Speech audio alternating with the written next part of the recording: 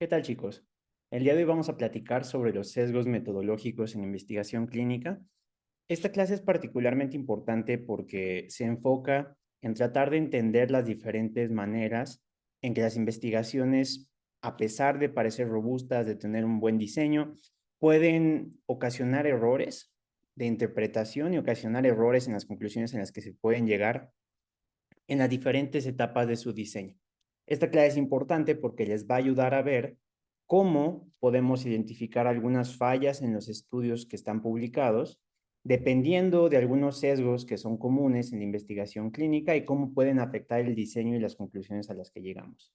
Entonces, vamos a platicar sobre los conceptos y métodos que se usan para poder determinar, en este caso, un sesgo y los diferentes puntos o etapas donde puede ocurrir un sesgo dentro de un estudio epidemiológico. Un sesgo de selección, un sesgo de información, un sesgo de confusión y tratar de integrar esto en función de los sesgos de acuerdo con el diseño del estudio.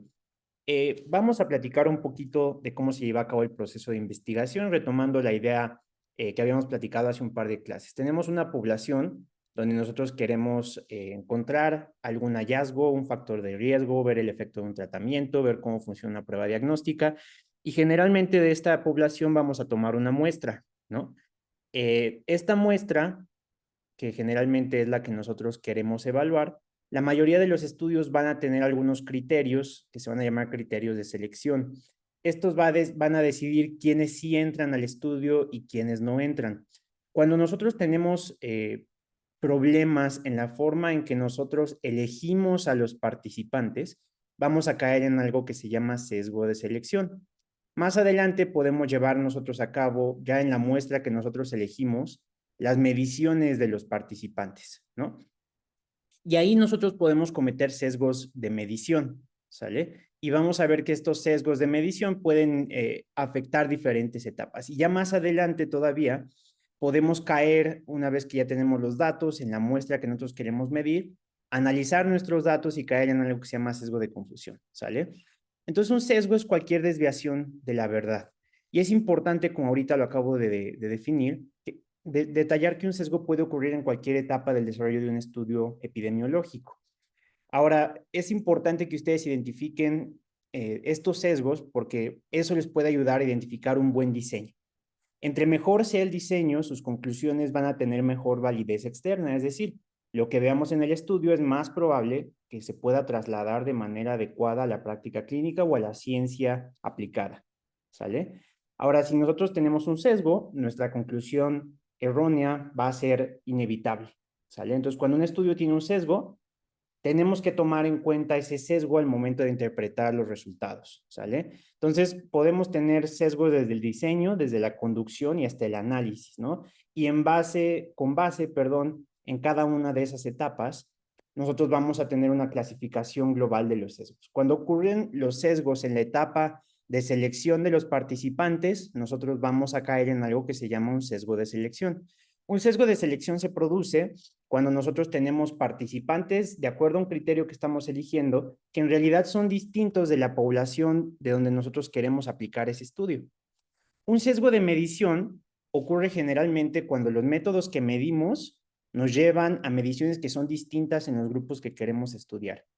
Y un sesgo de confusión ocurre cuando nosotros estamos confundiendo la relación entre dos variables por otra que a lo mejor medimos o que no consideramos, ¿sale? Vamos a ver con detalle cada uno de estos tres tipos de sesgos a lo largo de esta clase para tratar de entender cómo pueden influir no solamente en el diseño, sino también en la interpretación y conclusiones derivadas de un estudio epidemiológico.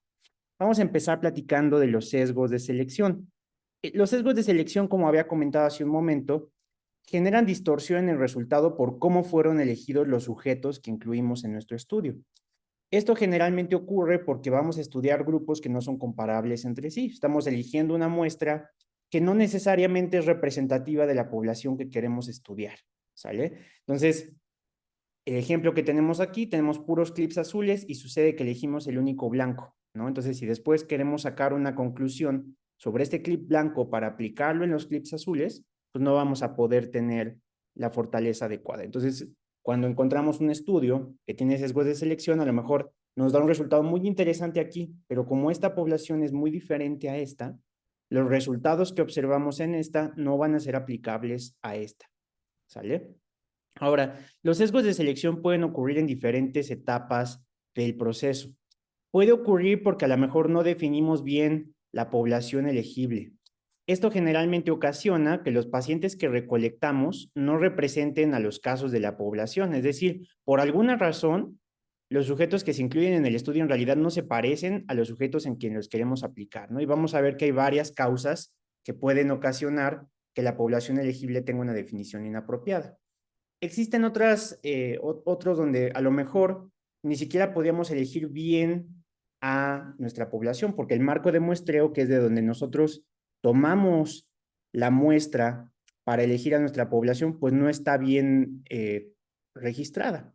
Generalmente esto ocurre porque si nosotros basamos la selección de sujetos o de datos a partir de una población que de por sí no era representativa, pues no la vamos a poder ver.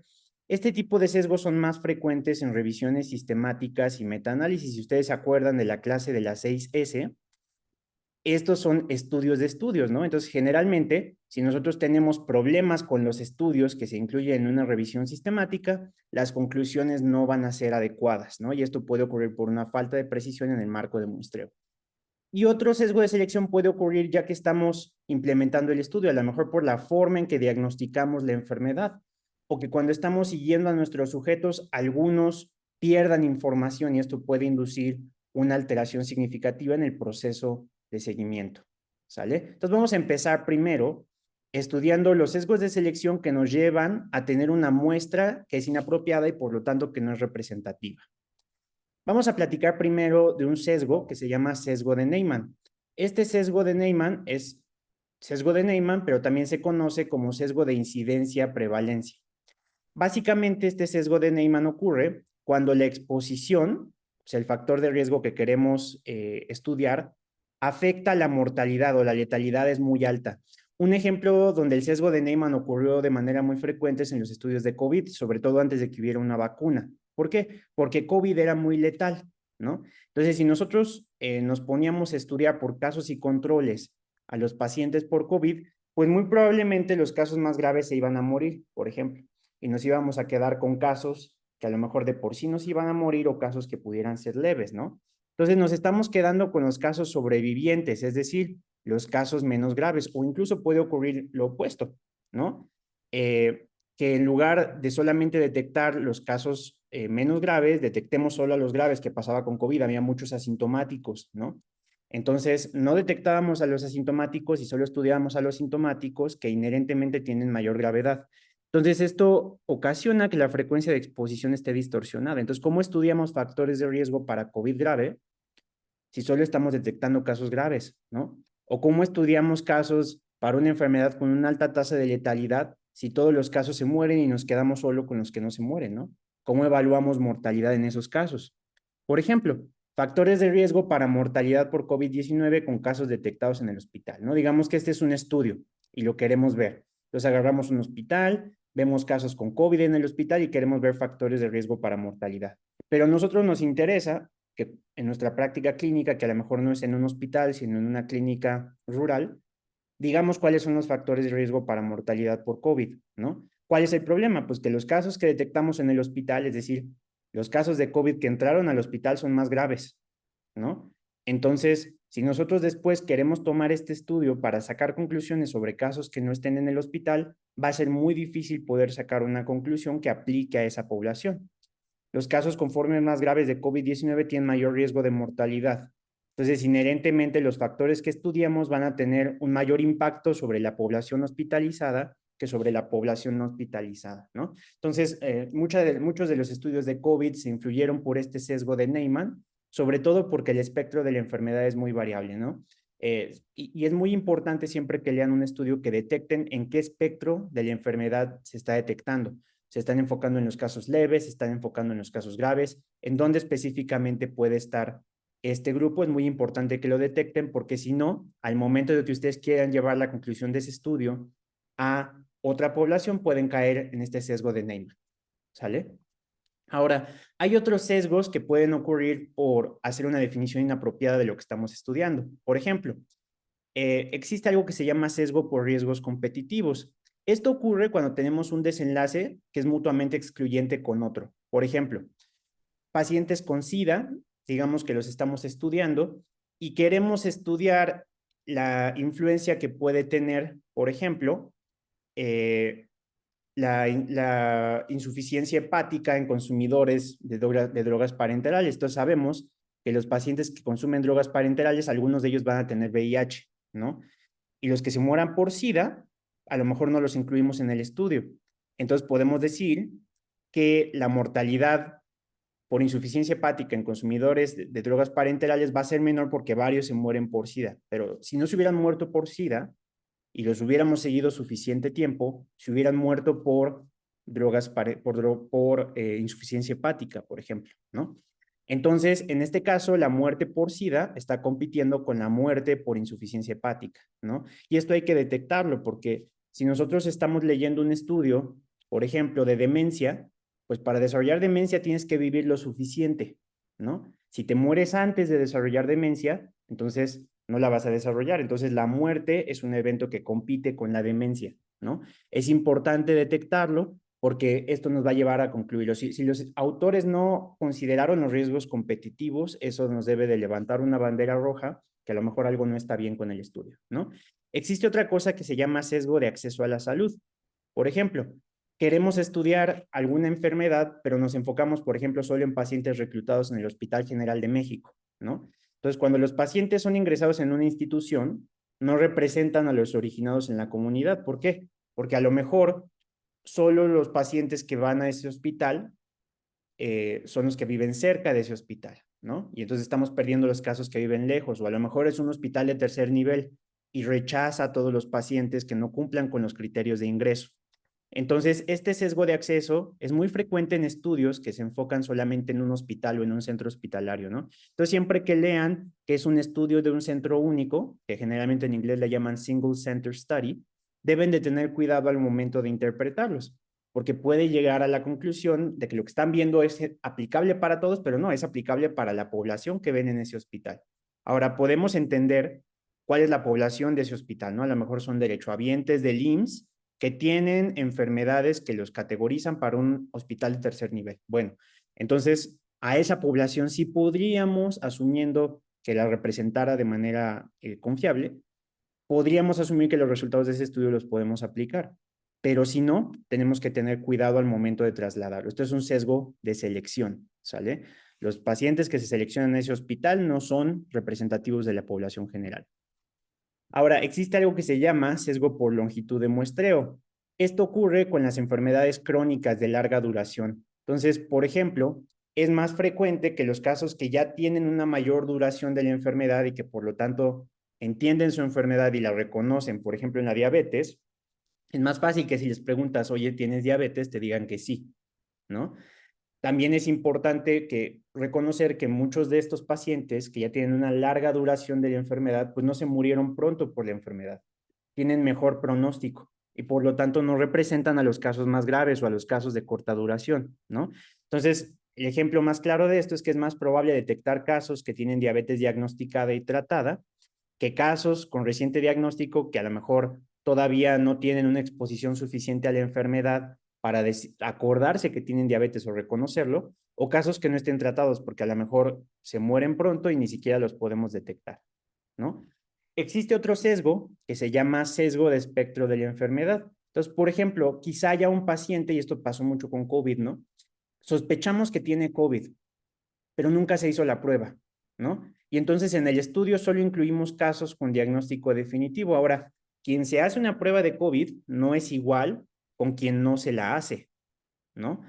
Entonces es muy difícil poder decir que al que excluimos no tenía COVID, a menos que hubiéramos tenido una prueba para validarlo, ¿no? Hay varias razones por las que un paciente no se hace una prueba y eso puede influir la forma en que son incluidos en el estudio. O, por ejemplo, algunos estudios excluyen a pacientes con comorbilidades, ¿no? Entonces, al momento en que tú quieras aplicar ese estudio en la población general, donde muchos pacientes, además de tener diabetes, tienen hipertensión, además de tener hipertensión, tienen enfermedad cardiovascular, pues es muy difícil que pueda sacar una conclusión aplicable a esos grupos de población, ¿no? Otro sesgo interesante es el sesgo de supervivencia. ¿Qué es el sesgo de supervivencia? Esto ocurre cuando generalmente los pacientes que nosotros estudiamos en realidad son los sobrevivientes, ¿no? Vamos a ver este ejemplo, que aquí lo que dicen es generalmente nosotros no vemos la evidencia silenciosa de los perdedores de la historia, ¿no? Entonces imagínense que ustedes son diseñadores de avión y aviones militares, desde luego, y quieren ver dónde reforzar los aviones militares, ¿no? Y entonces estudian dónde le dan los balazos a los aviones, ¿no? Y entonces dicen, ah, mira, estos aviones que no se cayeron les dieron balazos aquí, por lo tanto, estas son las zonas más fuertes. Esta podría ser la conclusión a la que tú llegas, ¿no? Pero el error que podrías cometer aquí, que aquí dice, lo que dice es, a lo mejor a los aviones a los que se les pegan las partes más vulnerables ni siquiera regresan, ¿no? Entonces, el problema es que estamos estudiando en muchos estudios a los supervivientes, ¿no? Es decir, a los aviones que sí aterrizaron y regresaron, no a los que derribaron. Lo interesante sería ver a dónde le pegaron a los que derribaron, ¿no? Pero esa información no lo tenemos, por eso se le llama evidencia silenciosa, ¿no? Entonces, hay que tener cuidado porque muchas veces estudiamos solamente a los supervivientes, ¿no? Esto pasa sobre todo con estudios muy largos, por ejemplo, de 10 años de seguimiento, de 15 años de seguimiento. Si nosotros no tomamos en cuenta que puede haber un sesgo de supervivencia en esos estudios de largo plazo, entonces no vamos a poder hacer una evaluación correcta de esa población, ¿sale? Existe otro sesgo que se llama sesgo de Bergson. ¿Qué es el sesgo de Bergson? Esto lo describe un epidemiólogo que se llama Bergson en 1946 y sobre todo aplica para estudios de casos y controles. Básicamente, la definición formal del sesgo de Bergson es que ocurre cuando la probabilidad de hospitalización de casos y controles difiere y también está influenciada por la exposición. Entonces, en este caso, asumimos que quizá haya casos que hospitalicen y casos, por ejemplo, si quisiéramos estudiar hospitalización por COVID e influenza durante la pandemia por COVID, ¿no? Entonces, la probabilidad de que hospitalizaran a alguien por COVID era mucho mayor durante los picos pandémicos que si llegaba alguien con influenza, ¿no? Esto porque en ese punto no había vacunas para tratar el COVID, ¿no? Entonces, si queremos hacer un estudio de casos y controles de casos de influenza contra casos de COVID, a lo mejor los casos hospitalizados por COVID no todos estaban tan graves como los que sí aceptan de influenza, ¿no? Eso es un sesgo de Bergson, porque estamos seleccionando a los casos y a los controles con criterios totalmente distintos.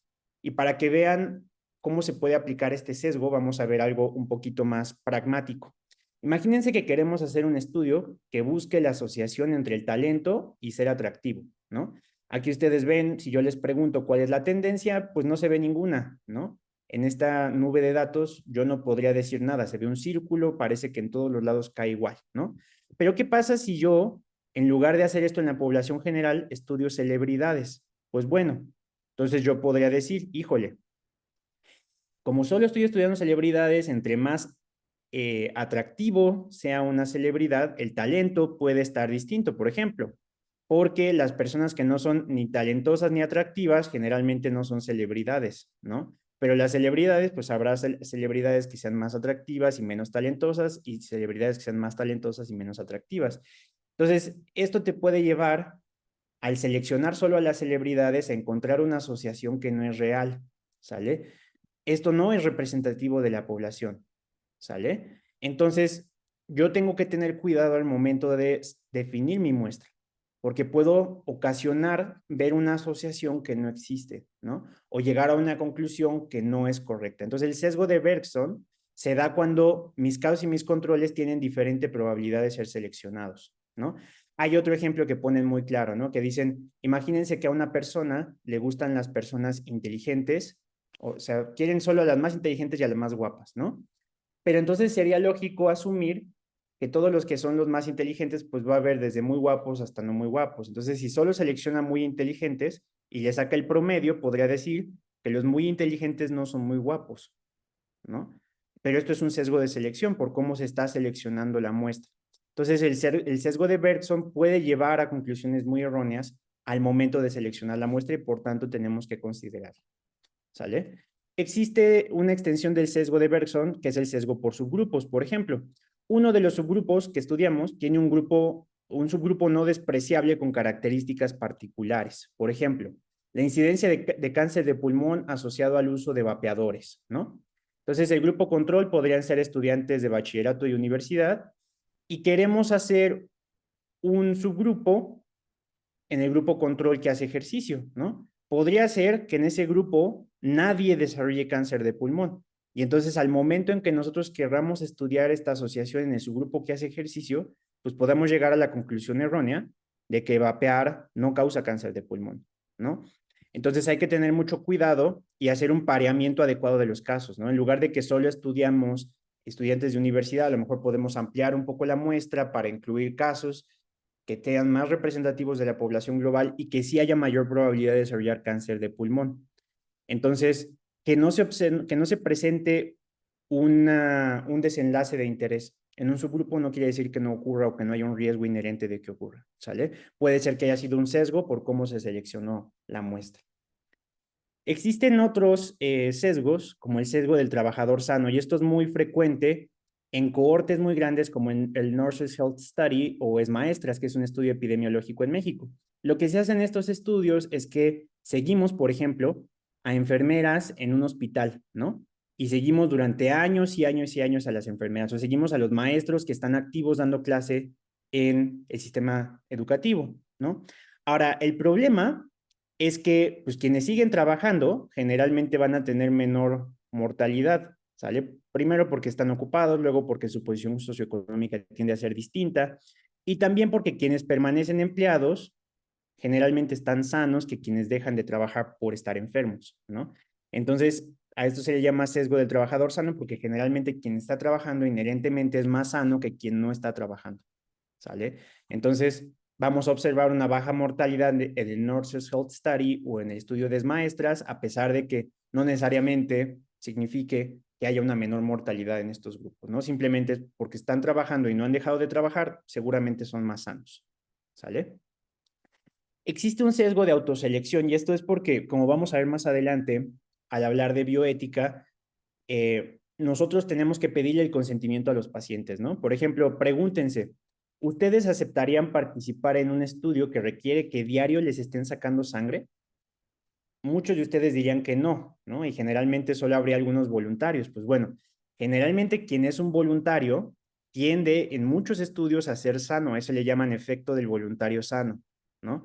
Entonces, no es lo mismo quienes sí quieren participar voluntariamente en un estudio que quienes no lo hacen, ¿no? Entonces, todos los estudios pueden ser afectados por este sesgo de autoselección, ¿no? Lo mismo si yo agarro y les pregunto, ¿quién quiere participar en la clase? Pues va a haber algunos que sí y otros que no. Quienes sí quieren participar tienen características muy distintas de quienes no quieren participar, ¿no?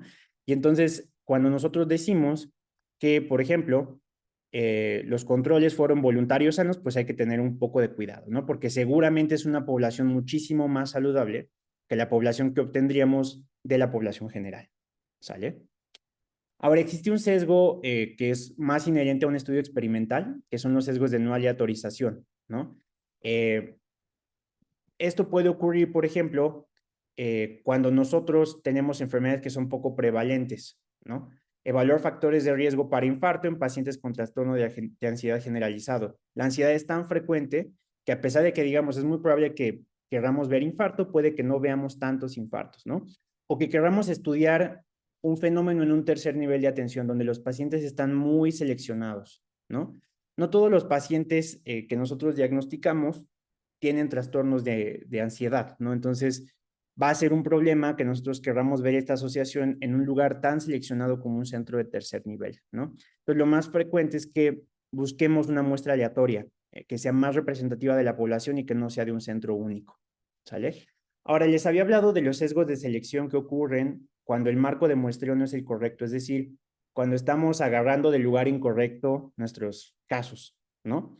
Esto ocurre sobre todo en revisiones sistemáticas y el más frecuente es el sesgo de publicación. Por ejemplo, generalmente se publican resultados que son positivos, ¿no? Aquí les pongo dos ejemplos, ¿no? Que dice este investigador, esta muestra no la vamos a necesitar y la tira a la basura, seguramente porque le daba un resultado negativo, o estos dos investigadores que dicen aquí es donde ponemos los resultados no significativos, ¿no? Y entonces guardan lo que no les sale. Es más probable que se publique un estudio positivo, ¿no? A eso se le llama sesgo de publicación. Ahora existen otros sesgos, por ejemplo, un sesgo de idioma, que a lo mejor el único estudio que encontré está en chino y no lo incluí porque yo no hablo chino, ¿no? A lo mejor un sesgo de ubicación de que está en una revista que normalmente yo no he visto, ¿no?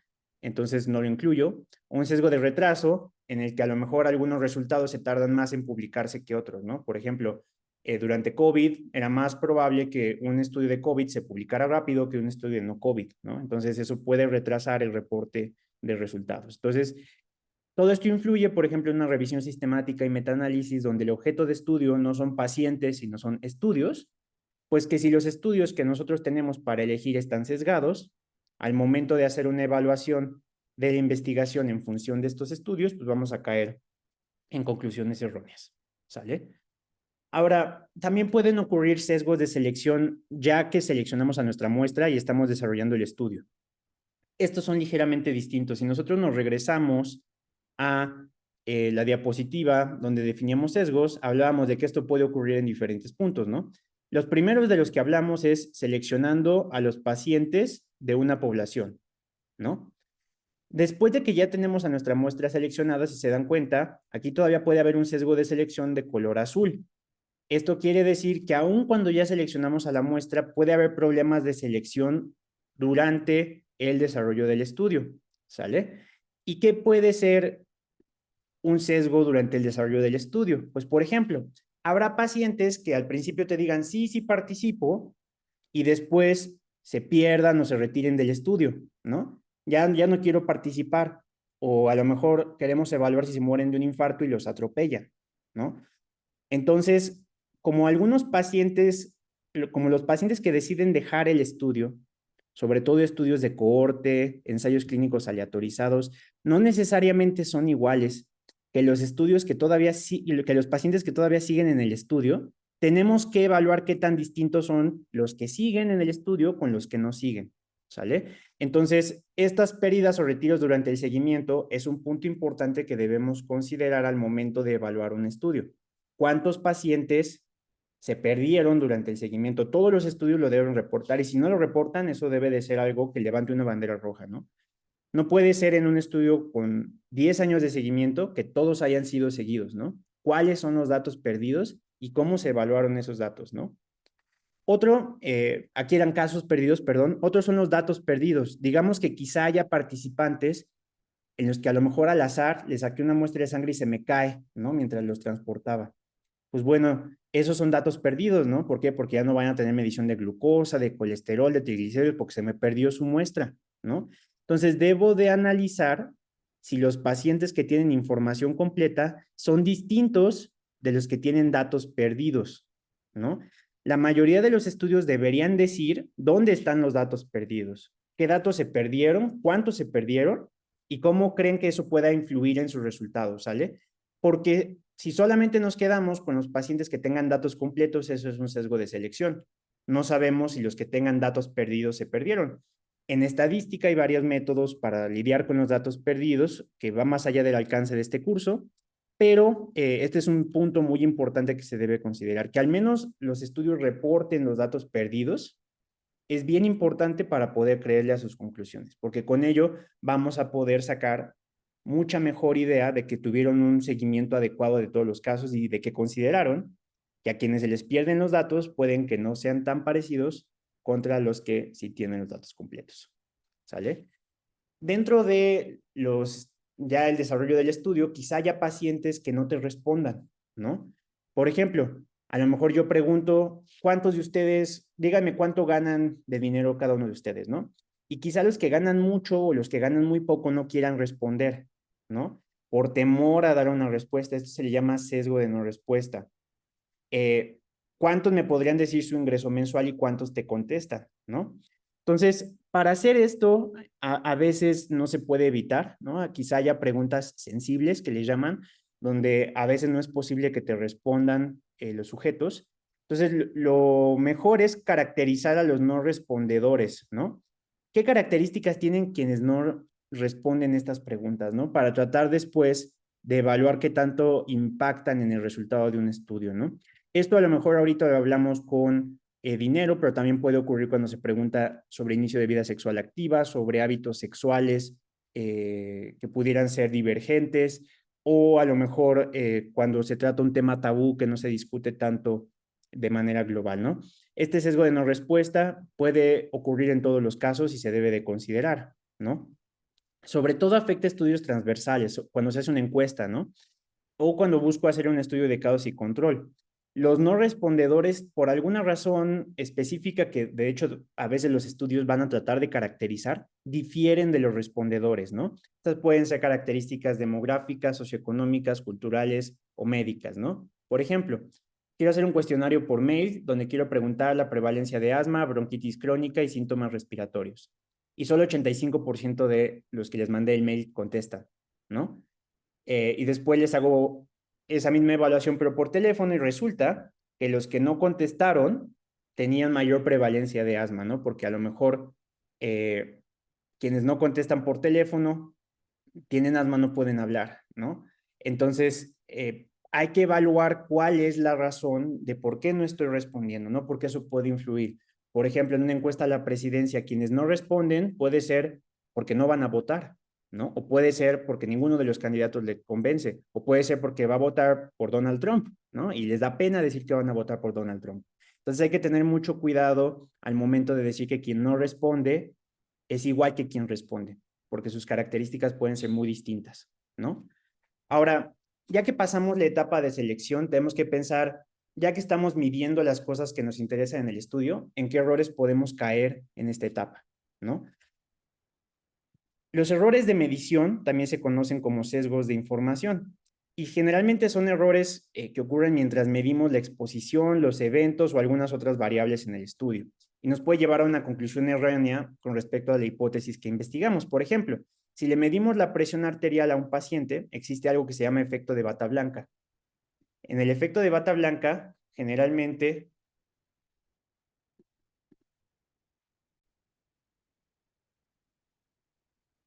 por ejemplo, en la hipertensión de bata blanca, una de las cosas que pasan, y ustedes probablemente también lo sepan, es que cuando se hace una medición de presión arterial, estas mediciones tienden a dar más altas cuando las toma un personal de la salud. Aquí se puede ver una pequeña diferencia entre los médicos y las enfermeras.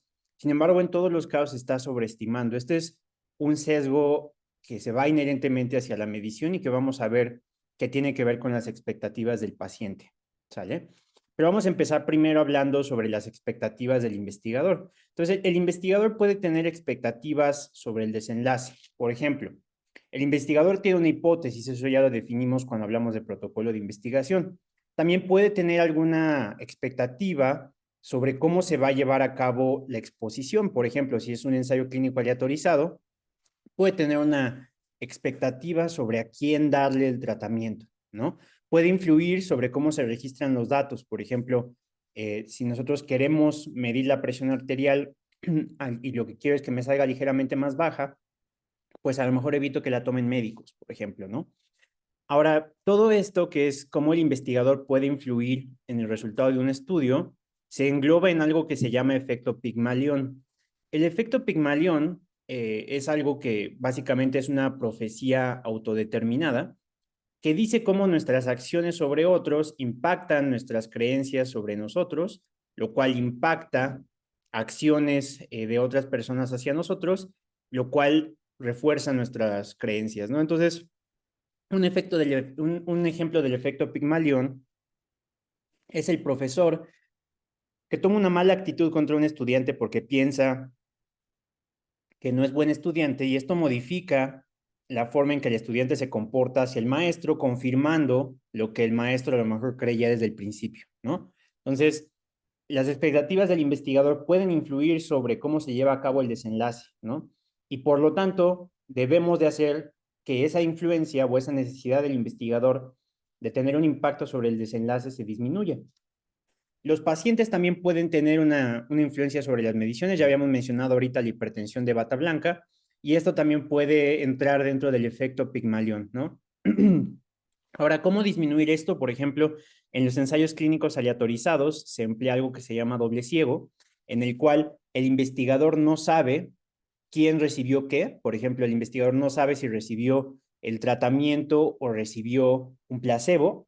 El investigador no sabe si se hizo procedimiento 1 o procedimiento 2. Y entonces eso evita que el investigador modifique lo que está midiendo al momento de medirlo, ¿no? Y esto puede disminuir un poquito este sesgo. De hecho, cuando no se incluye un doble ciego en un ensayo clínico, debemos de pensar que esto es algo que puede ocurrir. No necesariamente ocurrió, ¿no? Pero sí se debe de considerar qué se hizo para disminuir la influencia que pudiera tener el investigador, ¿no? Ahora, puede haber algo que también ocurra durante la recolección de datos que se llama sesgo de memoria, ¿no? Entonces le preguntamos a un paciente, por ejemplo, en un estudio de casos y controles, sabemos que partimos desde la enfermedad o desde el desenlace y queremos ver un factor de riesgo hacia atrás, ¿no? Entonces, le vamos a preguntar al paciente si tuvo o no el factor de riesgo que nos interesa, ¿no? Entonces, por ejemplo, un paciente que tenga una enfermedad, muy probablemente va a recordar más un factor de riesgo al que pudiera estar asociado con respecto a un control, ¿no? Entonces, si le pregunto al control lo mismo, si estuvo expuesto a este factor de riesgo, puede que no lo detecte, ¿no? ¿Por qué? Porque existe un sesgo de rumiación. Rumiación, recuerden, es cuando alguien está masticando y masticando y masticando y regresando y volviendo a masticar, ¿no? Entonces, alguien que tiene una enfermedad puede que esté ponderando mucho tiempo sobre ese factor de riesgo. ¿Será que tengo esto por esto? ¿Será que tengo esto por aquello? O un sesgo de sospecha de exposición. A lo mejor a mí me dio X porque me expuse a Y, ¿no? O a lo mejor si el paciente sabe que está recibiendo el placebo, ¿no? ¿Cómo puede influir en sus respuestas? Eso se le llama sesgo de expectativa. Entonces, como los pacientes conocen sus enfermedades, puede influir sobre la forma en que responden, ¿no? Otra manifestación del sesgo de memoria es cuando una persona a lo mejor no recuerda muy bien, ¿no? Se le pregunta algo que pasó hace mucho tiempo y a lo mejor al momento de explicarlo no tiene una buena idea de cómo llevarlo a cabo. Esto puede influir en cómo se recolectan los datos y por lo tanto tenemos que tener claro cómo se hizo, ¿no? Un buen grupo control puede disminuir el sesgo de memoria, ¿no? Porque si sospechamos que todos parten de lo mismo, a lo mejor vamos a buscar que ya sea la pregunta o la forma en que lo estamos ponderando, disminuya la probabilidad de que este sesgo de memoria se presente, ¿no? Otro sesgo que puede ocurrir al momento de la medición es la falacia ecológica.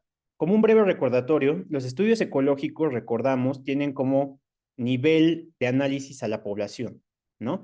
Entonces, la justificación principal de los estudios ecológicos es que estudiemos a la salud en un contexto ambiental, ¿no? En el contexto poblacional. Y entonces, cuando nosotros sacamos conclusiones a nivel poblacional y queremos llevar esas conclusiones a nivel individual, caemos en lo que se llama falacia ecológica. El error es que aceptamos una asociación entre eventos y la trasladamos a nivel individual, ¿no? Como les decía en el ejemplo en la clase en que vimos estudios ecológicos sobre el nivel de consumo de chocolate y la cantidad de premios Nobel por 10 millones de habitantes, ¿no? Aquí podríamos nosotros decir que hay una asociación positiva y entonces diríamos a todos los que consumen mucho chocolate en Suiza, les van a dar un premio Nobel, ¿no? Pero eso es una falacia ecológica, porque estamos viendo una asociación a nivel poblacional y tratando de llevarla a nivel individual, ¿no? Esto tiene que ver desde el diseño, ¿no? Si las variables se reconectan a nivel poblacional, trasladarlo a nivel individual requiere varios supuestos, ¿no? Y tenemos que discutirlos al momento de interpretar los resultados de una investigación. Existe otro efecto que se llama efecto Hawthorne. ¿Qué es el efecto Hawthorne? Este es un sesgo que básicamente influye en la percepción de ser observado. Fue descrito en 1920 en la planta Hawthorne del Western Electric Company y básicamente lo que se hacía era evaluar la productividad de los participantes. Se les informó que se les iba a evaluar la productividad y entonces lo que se vio es que en el momento en que se les informó que estaban siendo observados, la productividad de los participantes aumentó, ¿sale? Entonces aquí se veía a todos los que estaban en la Western Electric Company, se les informa, oye, los vamos a medir, y de repente la productividad que iba a un nivel esperado sube, ¿no? Y entonces este aumento se debe a que los individuos saben que los están observando, ¿no? Por ejemplo, los médicos de laboratorio aumentan su tasa de acuerdo, es decir, qué tan bien hacen sus mediciones después de que saben que participan en una investigación sobre la confiabilidad de las pruebas de diagnóstico. Esto también ocurre mucho cuando se evalúa higiene de manos en el hospital, ¿no? Estamos evaluando si los médicos y las enfermeras hacen higiene de manos, les informamos que los vamos a observar y eso hace que de inmediato empiecen a tener una mejor medición, ¿no? A esto se le llama efecto Hawthorne, que básicamente es como sé que me están observando, aumento lo que sé que están midiendo, ¿no? Y entonces este es un sesgo que se puede disminuir, por ejemplo, poniendo un grupo control al que no se le informe o no informando y haciendo una observación cegada, ¿no? Donde los participantes no saben que están siendo observados. Hay varias formas en que nosotros podemos disminuir esto, pero es un efecto que es medible, es observable y sobre todo cuando queremos evaluar comportamiento ante ciertas características. ¿Sale? Existe otro fenómeno que se llama sesgo de anticipación. Esto es muy frecuente cuando hacemos tamizaje. Tamizaje es, por ejemplo, cuando se hace una mamografía para cáncer de mama o cuando se hace una endoscopía de tamizaje para ver si hay hallazgos de cáncer de colon, ¿no? Entonces, los exámenes de detección o de tamizaje encuentran una enfermedad antes de que se diagnostique con síntomas. Vamos a ver con más detalle a qué nos referimos cuando platicamos de este fenómeno de anticipación cuando veamos pruebas de tamizaje, ¿sale? Sin embargo, que yo detecte a alguien antes de que presente síntomas, que esto en inglés se llama screening, no necesariamente modifica el curso de la enfermedad, a menos que haya algo que ya esté desarrollado que modifique el curso de la enfermedad, ¿no? Lo único que hace es que como yo lo detecté antes, por ejemplo aquí, pues el paciente va a pasar más tiempo diagnosticando con la enfermedad, ¿no? Imaginemos que no lo detecté antes, sino hasta que tuviera síntomas. Pues básicamente yo no modifiqué el curso de la enfermedad, solo aumenté el tiempo que el paciente tiene ahora con la enfermedad diagnosticada, ¿no? Entonces esto me va a dar una idea de que a lo mejor si yo los detecto antes viven más tiempo, ¿no? Digamos que el paciente desafortunadamente fallece. Entonces aquí lo agarré acá y aquí lo agarré acá y podría decir, ah, bueno, es mejor detectarlos antes porque viven más, ¿no? Si los detecto antes, solamente los voy a tener más tiempo sin síntomas hasta que desarrollan síntomas, ¿no? A ese se le llama sesgo de anticipación. Y entonces puede confundir la detección temprana con un incremento en sobrevida. ¿Sale? Esto no quiere decir que el tamizaje no sirva, pero tamizaje sin ninguna intervención solamente aumenta esto, ¿no? Y hay que tener mucho cuidado al momento de interpretar un estudio donde están haciendo un tamizaje de que no caigamos en este sesgo. ¿Sale? Otros sesgos de medición. Existe el sesgo protopático. El sesgo protopático básicamente es cuando una exposición está influenciada por etapas tempranas de la enfermedad. Por ejemplo, el cáncer de páncreas daña el páncreas, tanto páncreas endocrino como páncreas exócrino. Y esto puede producir diabetes mellitus, ¿sale? Entonces se podría hacer una asociación entre diabetes y cáncer, pero este es un sesgo protopático. ¿Por qué? Porque es simplemente parte de la historia natural de la enfermedad, ¿sale? No es que todos los pacientes que tengan diabetes van a desarrollar cáncer, ¿no? O que todos los pacientes que vayan a desarrollar una alteración del metabolismo de glucosa les vaya a dar cáncer. Tenemos que tener cuidado al momento de evaluarlo. Existe otra cosa que se llama sesgo de ambigüedad temporal. Esto afecta mucho a los estudios transversales y ecológicos y es porque no sabemos si fue antes el huevo o la gallina. Es decir, no sabemos si la exposición precede al efecto. Por eso es muy difícil que en un estudio transversal podamos decir que algo que X causa Y, ¿no? Que una cosa causa otra. Vamos a ver cuando veamos causalidad más adelante en el curso, que hay otras formas de establecer causalidad. Sin embargo, si solamente basamos nuestro estudio en lo que se observa en un estudio transversal o en un estudio ecológico donde no sabemos si el huevo fue antes que la gallina, pues no vamos a poder hacer una buena interpretación y vamos a caer en un sesgo de ambigüedad temporal, ¿sale? Finalmente vamos a platicar de los sesgos de confusión, eh, primero definiendo qué es un confusor, ¿no? En epidemiología vamos a decir que algo es un confusor cuando la variable está relacionada con dos variables que a nosotros nos interesan en el estudio, ¿sale? Un ejemplo muy clásico de epidemiología sobre esto era la relación del café, que sería nuestra variable independiente, con la mortalidad cardiovascular. Entonces, muchos estudios veían que quien tomaba café tenía mayor riesgo de infarto, ¿no? Y en realidad esta era una correlación espuria, es decir, no había una relación real entre el consumo de café y el riesgo de infarto. Esto estaba confundido porque quien normalmente consumía café fumaba. Entonces, en este caso, el tabaquismo está confundiendo la relación entre el café y la enfermedad cardiovascular. ¿Por qué? Porque sabemos que el tabaco afecta el riesgo de enfermedad cardiovascular, pero también quien fuma generalmente también toma café, ¿no? Entonces esto generaba una asociación de tal suerte que cuando yo exploraba esta asociación, pero considerando el efecto que pudiera tener el tabaquismo sobre ella, pues yo ya no veía ninguna, ¿sale? Entonces un confusor oscurece o acentúa la relación que pudiera o no existir entre dos variables, ¿sale? Entonces, un ejemplo podría ser una modalidad de diálisis, si está o no asociada con la supervivencia del paciente. La realidad es que la modalidad de diálisis que se escoja va a estar determinada por la tasa de filtrado glomerular, ¿sale? Entonces, esta tasa de filtrado glomerular va a influir sobre la decisión de qué modalidad de diálisis usar, y la propia tasa de filtrado glomerular afecta a la supervivencia del paciente. Por lo tanto, la tasa de filtrado glomerular es un confusor en la relación entre la modalidad de diálisis y la supervivencia del paciente. Entonces, un confusor es cualquier variable que esté relacionada tanto con la variable dependiente como con la independiente y que pudiera modificar la relación que nos interesa, ¿sale? Otro ejemplo, la edad influye sobre la cantidad de tejido adiposo. El tejido adiposo influye sobre la mortalidad, ¿no? Entonces me interesa saber si el tejido adiposo es un confusor en la relación entre edad y mortalidad, ¿no? Y vamos a ver que no es tan sencillo. Aquí podrían ustedes de pronto decir que sí, ¿no? Pero cuando una variable influye sobre otra y, por ejemplo, tenemos una vía causal, ¿no?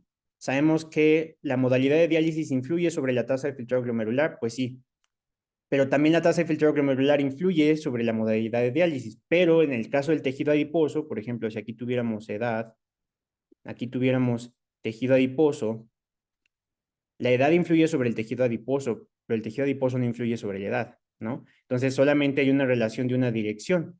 Entonces, cuando solamente hay una dirección y no hay bidireccionalidad, entonces no podemos decir que existe un efecto confusor. Esto se llama mediador, y aquí lo menciono, aquí lo vamos a ver más adelante en el curso, ¿sale? Pero de momento solo sepan que un confusor solamente va en una vía, ¿sale? Un confusor, perdón, tiene relaciones bidireccionales, mientras que un mediador solamente va en una vía. Entonces, la confusión puede ocurrir cuando un investigador intenta averiguar si un factor, como por ejemplo una conducta o la exposición a un fármaco, es causa de enfermedad por sí mismo o si está relacionado con esta.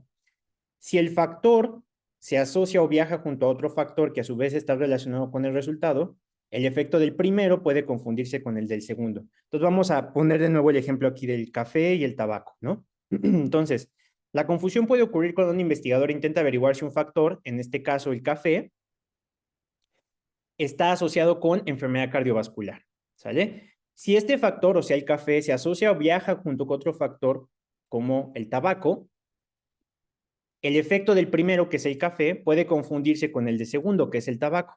Entonces, en este caso, el segundo, que es el tabaco, es el que tiene un impacto directo sobre la mortalidad, mientras que el primero, que es el café, solamente tiene un impacto a través de su relación con el tabaco. ¿Sale? Entonces, vamos a poner un ejemplo para que ustedes lo entiendan. Imagínense que ustedes están parados en una escena del crimen y llegan caminando con un cuchillo. Alguien los ve, ¿no? Y entonces si a ustedes los acusan de haber cometido el crimen, pero ustedes solo llegaron con el cuchillo, los están confundiendo, ¿no? Están diciendo que ustedes causaron el asesinato cuando ustedes solo incidentalmente estaban ahí, a lo mejor porque era su ruta de trabajo de todos los días, ¿no? Entonces, cuando se considera ese factor, pueden erróneamente llegar a una conclusión que no lo es, ¿no? En cambio, tenemos que analizar otros factores que pudieran haber influido. Esos otros factores que pudieran haber influido en esa relación son los confusores. En el caso de ustedes y el asesinato sería su horario, las personas que pasan por ahí, otros posibles eventos que pudieran haber ocasionado. Todo eso puede confundir la asociación entre ustedes dos. A lo mejor tú solo llevabas el cuchillo porque ibas a cortar un pastel, ¿no? Entonces, tenemos que considerar esto en un estudio. Lo que estamos viendo es real o podría estar confundido por la relación de otras variables. Eso es algo que siempre tienen que considerar y desde luego, entre más conocen de un fenómeno, más fácil es identificar este sesgo de confusión. No se preocupen si ahorita al principio les cuesta mucho trabajo, es normal. Esto generalmente requiere práctica y sobre todo requiere pues de experiencia en la materia, ¿sale?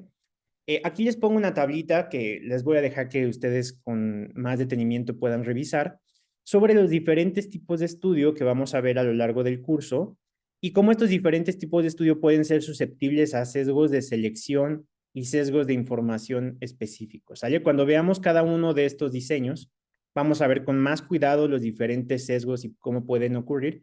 Sin embargo, es importante que siempre los contemplemos. Al momento de que nosotros leamos un estudio, dependiendo si es una cohorte, un ensayo clínico, un casos y controles, un transversal, van a haber ciertos sesgos que son frecuentes, que hay que ver si se cometieron u otros de los sesgos que describimos en esta clase y tratar de considerarlos al momento de evaluar la validez de un estudio. Entonces, siempre que lean un estudio, piensen en estos sesgos. Desde luego, no espero que después de esta clase lo recuerden todos, pero con la práctica vamos a irlos identificando y sobre todo irlos cuestionando. ¿Qué hicieron los investigadores para reducir el impacto de este sesgo? Eso es algo que siempre nos debemos preguntar y que nos va a llevar a poder leer estudios de investigación clínica con mucho mayor solidez. Muchísimas gracias, chicos, y que tengan un excelente día.